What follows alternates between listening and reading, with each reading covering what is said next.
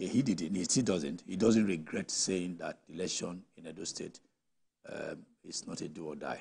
He said so. He said, so such things, such inflammatory statements are what we should ask the politician to stop. Because it is when this, okay, do it every day, if the everyday people, they see what their leaders are saying, they tend to queue behind them. But if the leaders are preaching peace, the people behind them will also toe the line of peace. But once you have your leader that you defer to, somebody like, it's like a be-all and end-all, somebody that is like a role model for you, is speaking, not only speaking daggers, attempting to use daggers. What do you think will happen to those who are his foot soldiers? They will say, okay, they'll take a cue from that. So politicians will know that speaking daggers will not help the situation.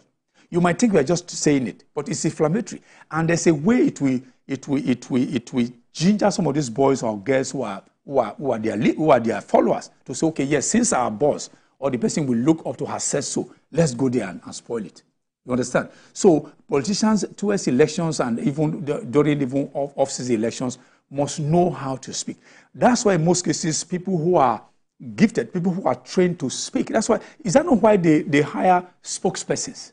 Now, who should hold those politicians to account? Before we get there, let me just quickly bring us up to speed with stories coming out of the election. Images from Police Unit 001, Iyamo Primary School, Ward 10, Uzare Esako West local government, where voting is ongoing. These are the pictures there.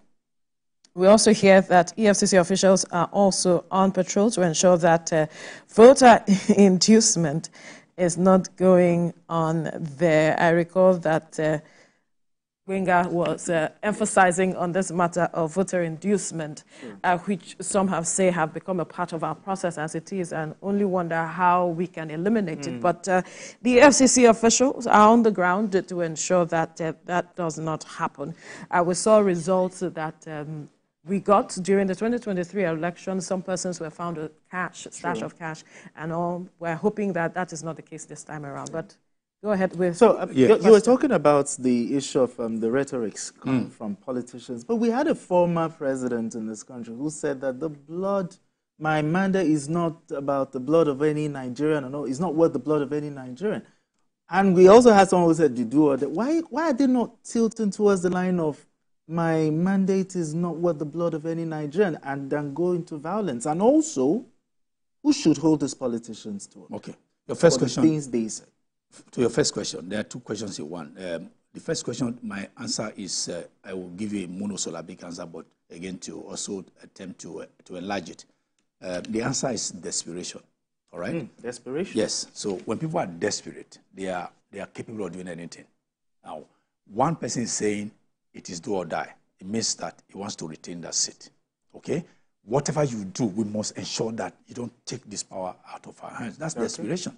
But if you have done well in governance, if you have done well in delivering the deliverables, you don't have to fear. You understand? Because somebody who is okay, let me make an analogy about a student who has studied well. That's the EFCC. Just sorry to cut into your line of thought. That's the EFCC present there. If I digress, if I may, this is not an EFCC thing. All we need to do is to educate the electorate that, look, that voting you are selling is your destiny. Education has not been enough, obviously. But we just mouth it. We mouth it, hey, don't sell your vote. It's not enough for just to don't say when somebody is hungry. So that's why I said when you are telling people don't do this, what have you done? If you provide good governance. How about some political parties even add it to their campaigns? They collect it. But vote your... But that's also wrong. You're still guilty. Now, what I'm saying first is that, okay, as I'm here now, I'm gainfully engaged, right?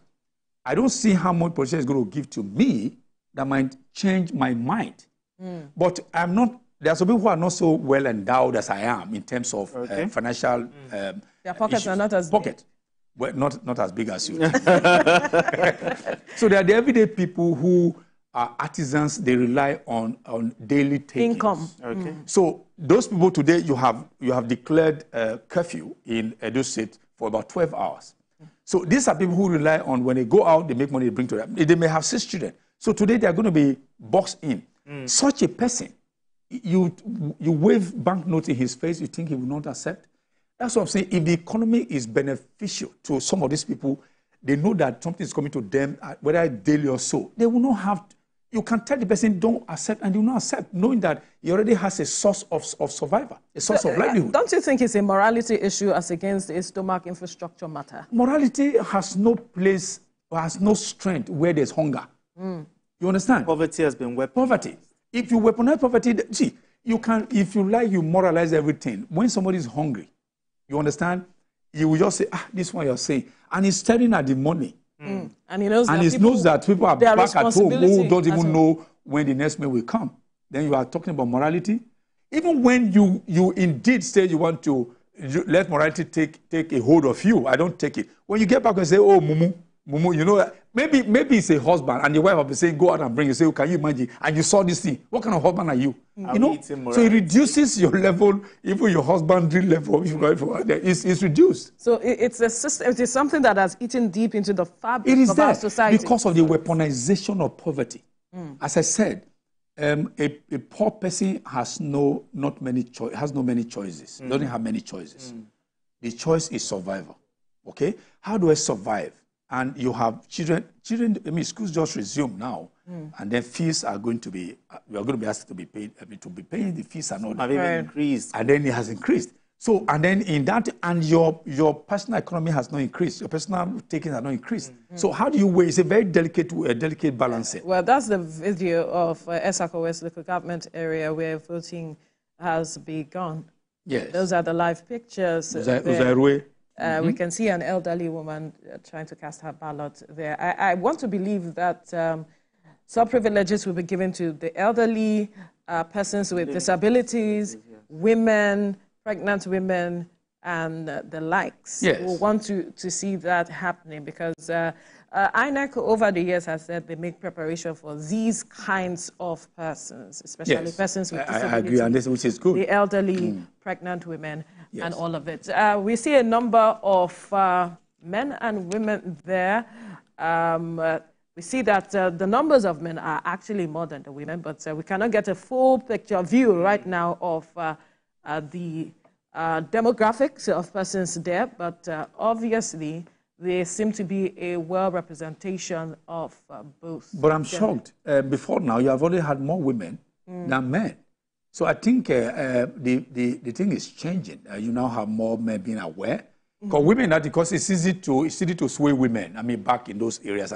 So I mean, the elections have covered. Is it awareness that's changing the minds of women from all women are becoming apathetic. Maybe because my place, people say the vote I voted for, what did he give me? And women are the ones who are going to the markets and all that. So okay, the marketplace, you are going there, they are taking revenues from you, are taking all these things from you, and people are tearing tickets for you and all that. So what's the difference? Right. But I'm actually shocked that you're having more men in this election than more women, because even the election I covered in 2020, you had more women in most of the polling booths that we went through and so. So I think I don't know what may be the immediate cause of this thing. Right. Yes. You understand? And a cause for concern? Not quite. If the men also vote, the men are the leaders in our homes. Understand? Right. But the men should also be able, if they are enthusiastic, they should be able to also galvanize their households to also be part of the process. Because good governance, bad governance affect the family, not one person. No, it doesn't. If the governance is good, it doesn't affect only the men. It affects everybody. Yes, absolutely. Yes, exactly. Absolutely. That's it. Interesting perspective there. But let's get back to the issue we were talking about. Yeah, let's go back to it. So, who should hold? Okay. You were asking that question. Second leg. To looking at the kind of rhetorics they say, because the kind of rhetoric that was flying around the build-up to the election, it was really, really tense, and someone wanted to say toxic. Are we getting better? When it comes to, is it good for democracy? Issue-based politics, or we are still towing the path of having all of these rhetorics that do not address the issues? What would you like to see, Okay, Mukeni, the governor, no give a lower Moki Rice. Ono Rice, he can't know you are being Ulega Yabakba, or no pack Betty. Not the governor, not the logo. He can't know that is a nagbe. I can go see, local get no party or any governor no relo no yo na ri ma mieche.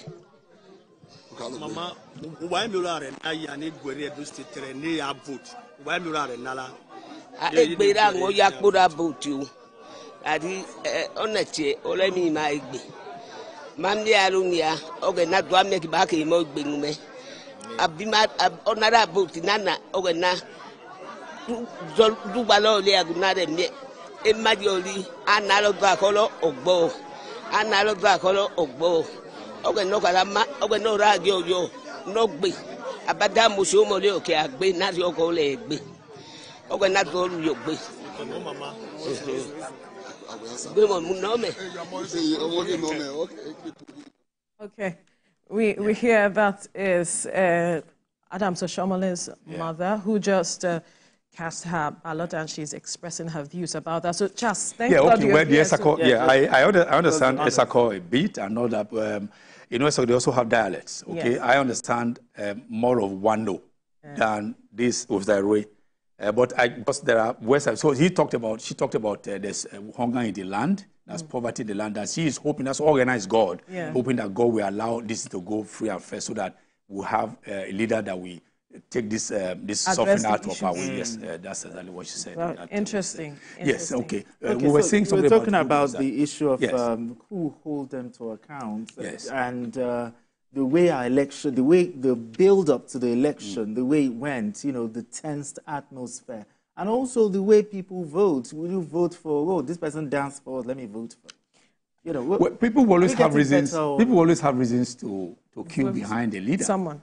Yeah, it could be that he speaks good English. It could be that he dresses well. So there are multiple reasons why people usually queue behind leaders, okay? It may not necessarily be that he's going to give you good governance, because people, most time, once they benefit from him directly... I say it may not necessarily be issue-based, but... Okay, the issue-based again. Now, the reason is this.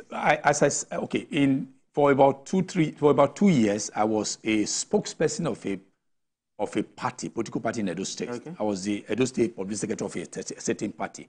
So I follow politicians. I understand their thinking. I understand the philosophy behind their decisions. Because for 2-3 years I was so it gave me the I was able to have the privilege to move around politicians, attend meetings, national meetings, and all that. Now, in most cases, what politicians do is this: if they think their issues, they don't have issues to give you, they throw in personal matters, and then that will dominate the media and draw attention to them, even if it is negative. That's the way they play it. You understand? So sometimes they want to be in the minds of people. They want their name to resonate every time. So they throw in anything. So it's deliberate. No, it's deliberate. They throw in anything that will draw attention to themselves and then give them popularity. But then the people, the electorate, is supposed to have a way to force them, to bring them back to the electorate that affect the electorate will now be divided. Some will be hailing that politician to say, oh, when so person says such thing, what did you do? Leave this man. Leave this woman. But you see, the question about who does the arrest and all that, it is, when you come to Nigeria, you see that you have powerful personalities and weak institutions. If you strengthen the institutions where nobody is above the law, where it doesn't seem that you have different laws being applied in a particular situation, this won't happen. When the governor make his statement and he knows that he can be taken in for it, okay? Or because immunity covers him, you keep that in abeyance, pending when he will leave government, and then you arrest him and prosecute him for that. They will find reason to say things that are proper. But when they know that in most cases that they are bigger, appear to be bigger than the operative. Have you not witnessed, Veronica? So a politician is saying something, they want to arrest him. The security agencies guarding him, they are saying no. It won't happen. It won't happen in crimes where you have very strong institutions and weak personalities. Other crimes. Yes. It now brings to the question: how informed are the electorates? Because when you say, "Oh, I'm going to vote for him based on the way he danced," I'm going to vote for him, but not on issues. this is the person that will decide my future for the next 4 years, and I vote for him based on his dance step. I have told you that where there is poverty, issues don't count. Or is it a matter of political parties not building on ideology? Sure. And they're now swaying towards issues that are mundane?